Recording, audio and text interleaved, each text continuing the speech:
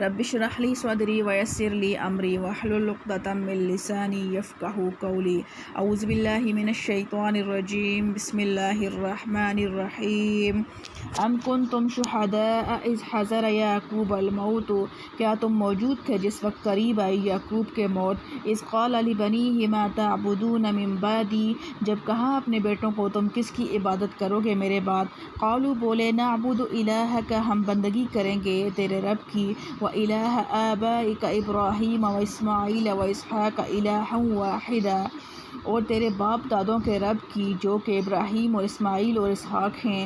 وہی ایک معبود ہے، وَنَحْنُ لَهُ مُسْلِمُونَ، اور ہم سب اسی کے فرمانبردار ہیں، تِلْكَ أُمَّةٌ قَدْ خَلَتْ، وہ ایک جماعت تھی جو گزر چکی، لَهَا مَا كَسَبَتْ، ان کے واسطے ہے جو انہوں نے کیا، وَلَكُمْ مَا كَسَبْتُمْ، اور تمہارے واسطے ہے جو تم نے کیا، وَلَا تُسْأَلُونَ عَمَّا كَانُوا يَعْمَلُونَ، اور تم سے پوچھا نہیں جائے گا ان کے کاموں کے بارے میں۔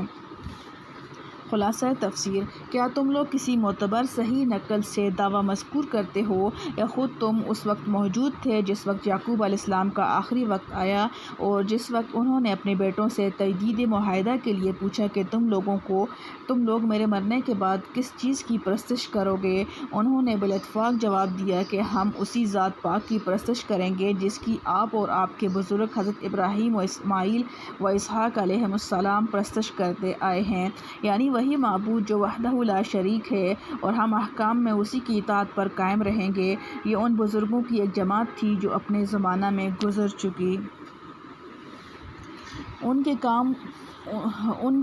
ان کا کیا ہوا آگے آئے گا، اور تمہارے کام تمہارا کیا ہوا آگے آئے گا، اور تم سے ان کے کیے ہوئے کی پوچھ بھی تو نہ ہوگی اور خالی تذکرہ بھی تو نہ ہوگا، رہا اس سے کہ تم کو نفع پہنچنا یہ تو بڑی دور ہے۔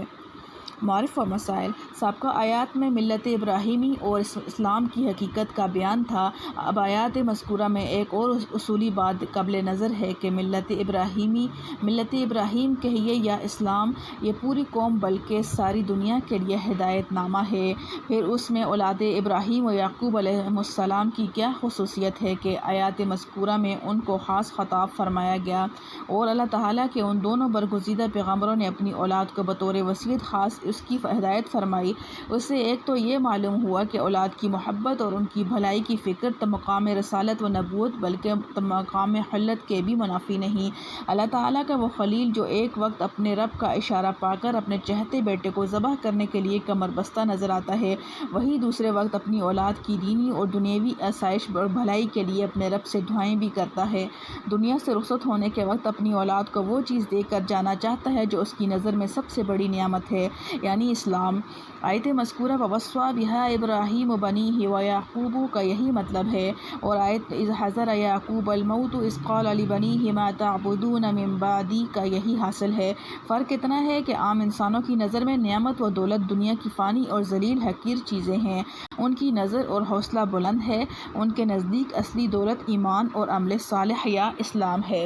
جس طرح عام انسان اپنی موت کے وقت یہ چاہتے ہیں کہ جو بڑی سی بڑی دولت ان کے پاس ہے وہ اولاد کو دے جائیں، ایک سرمایہ دار تاجر کی آج کل یہ خواہش ہوتی ہے کہ میری اولاد ملوں اور فیکٹریوں کی مالک ہو، ان کو امپورٹ اور ایکسپورٹ کے بڑے بڑے لائسنس ملیں، لاکھوں اور کروڑوں کا بینک بیلنس ہو، یا ایک سروس والا انسان یہ چاہتا ہے کہ میری اولاد کو اونچے عہدے اور بڑی تنخواہیں ملیں، یا ایک صنعت پیشہ آدمی کی یہ خواہش ہوتی ہے کہ اس کی اولاد اس کی صنعت میں کمال حاصل کرے، اس کو اس کے اپنی عمر بھر کے گھر بتلا دے۔ اسی طرح انبیاء علیہ السلام اور ان کے متابعین اولیاء کی سب سے بڑی خواہش یہ ہوتی ہے کہ جس چیز کو وہ اصلی اور دائمی لازوال دولت سمجھتے ہیں وہ ان کی اولاد کو پوری مل جائے، اس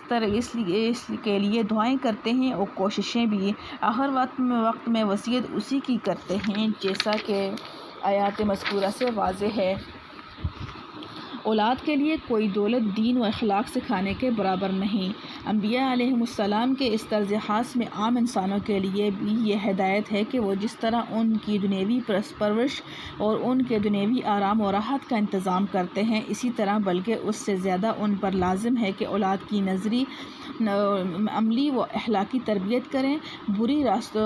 راستوں اور برے اعمال و اخلاق سے ان کو بچانے میں سعی بلیغ کریں کہ اولاد کی سچی محبت اور اصلی خیرخواہی یہی ہے کہ یہ کوئی عقل کی بات نہیں کہ ایک انسان اپنے بچہ کو دھوپ کی گرمی سے بچانے کے لیے تو ساری توانائی خرچ کرے اور دائمی آگ سے اور عذاب سے بچانے کے لیے کوئی دھیان نہ دے، اس کے بدن سے پھانس نکالنے میں تو سارے ذرائع و وسائل استعمال کرے اور بندوق کی گولی کا نشانہ بننے سے اس کو نہ بچائے۔ انبیاء علیہم السلام کے اس طرز عمل سے ایک اصولی بات یہ بھی معلوم ہوئی کہ والدین کا فرض اور اولاد کا حق یہ ہے کہ سب سے پہلے ان کی صلاح اور فلاح کی فکر کی جائے، اس کے بعد دوسروں کی طرف توجہ کی جائے، جس میں دو حکمتیں ہیں۔ اول یہ کہ طبعی اور جسمی تعلق کی بنا پر وہ نصیحت کا اثر زیادہ جلد و آسانی سے قبول کر سکیں گے، اور پھر وہ ان کی تحریک و اصلاحی کوشش میں ان کے دست و بازو بن کر اشاعت حق میں ان کے معین ہوں گے۔ دوسری اشاعت حق کا اس سے زیادہ سہل اور مفید راستہ کوئی نہیں کہ ہر گھر کا ذمہ دار آدمی اپنے اہل و عیال کو حق بات سکھانے اور اس پر عمل کرانے کی صحیح میں دل و جان سے لگ جائے، کہ اس طرح تبلیغ و تعلیم اور اصلاح و تربیت کا دائرہ عمل سمٹ کر صرف گھروں کی ذمہ داروں تک آ جاتا ہے، ان کو سکھلانا پوری قوم کو سکھلانے کے ہم معنی ہو جاتا ہے۔ قرآن کریم نے اسی تنظیمی اصول کے پیش نظر ارشاد فرمایا ہے، یا ایھا الذین آمنوا قوا انفسکم واہلیکم نارا، اے ایمان والو بچاؤ اپنے آپ کو اور اپنے اہل و عیال کو بڑی آگ سے۔ اور رسول اللہ صلی اللہ علیہ وسلم جو ساری دنیا کے رسول ہیں اور جن کی ہدایت قیامت تک آنے والی نسلوں کے لیے عام ہے، آپ صلی اللہ علیہ وسلم کو بھی سب سے پہلے اس کا حکم دیا گیا۔ وَأَنذِرْ عَشِيرَتَكَ الْأَقْرَبِينَ، اپنے قریبی رشتہ داروں کو اللہ کے عذاب سے ڈرائیے۔ اور ارشاد ہوا، وَأْمُرْ أَهْلَكَ بِالصَّلَاةِ وَاصْطَبِرْ عَلَيْهَا، یعنی اپنے اہل و عیال کو نماز کا حکم کیجیے اور خود بھی اس کے پابند رہیے۔ حضرت صلی اللہ علیہ وسلم نے ہمیشہ اس کی تعمیل فرمائی۔ ایک تیسری حکمت یہ بھی ہے کہ جب تک کسی شخص کے اہل و عیال اور قریبی خاندان اس کے نظریات اور عملی پروگرام میں اس کا ساتھی اور ہم رنگ نہیں ہوتا، تو اس کی تعلیم و تبلیغ دوسروں پر اتنی مؤثر نہیں ہوتی۔ یہی وجہ ہے کہ حضرت صلی اللہ علیہ وسلم کی تبلیغ کے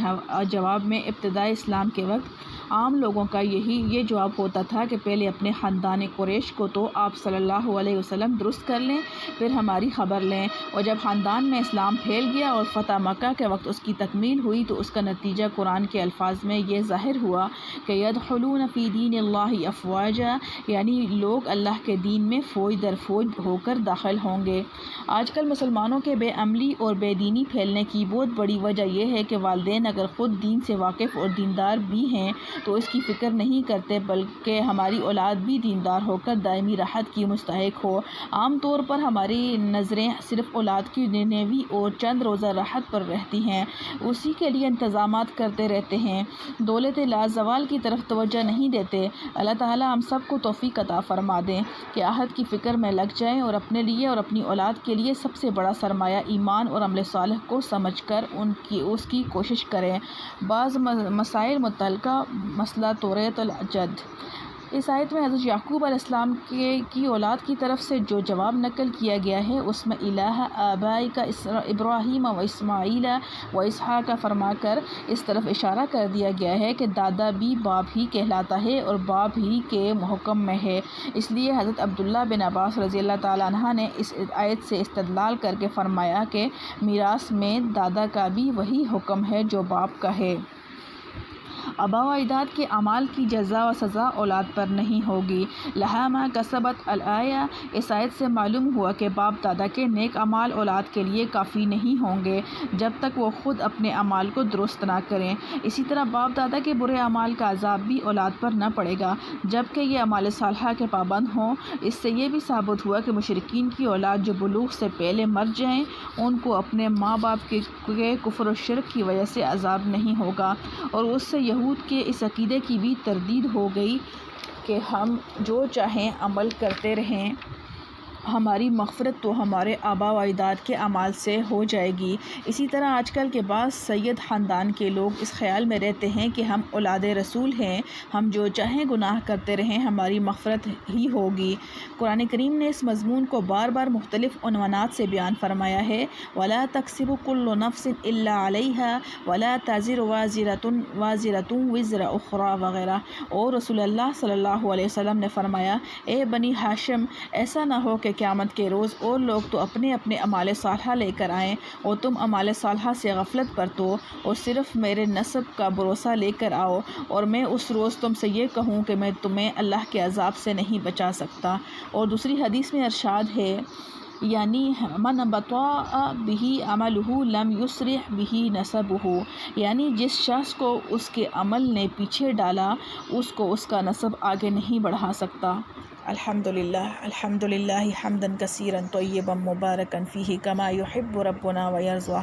اللہم انی اسألک من خیر ما سألک منہ نبیک محمد صلی اللہ علیہ وسلم۔ اللہم انی نعوذ بک من شر ما استعاذ منہ نبیک محمد صلی اللہ علیہ وسلم۔ اللہم صل علی سیدنا محمد النبی امی وعلی آلہ وسلم تسلیما۔ لا حول ولا قوة الا باللہ۔